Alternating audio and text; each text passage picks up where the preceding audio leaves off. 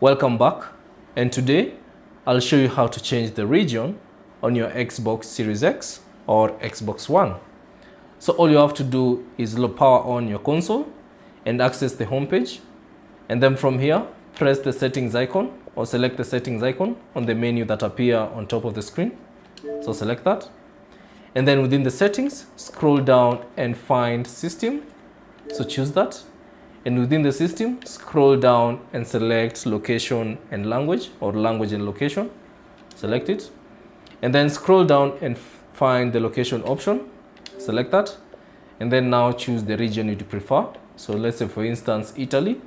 Select that. And then exit. And then now you'll be prompted to restart your console. So you need to restart your console for this change to take effect.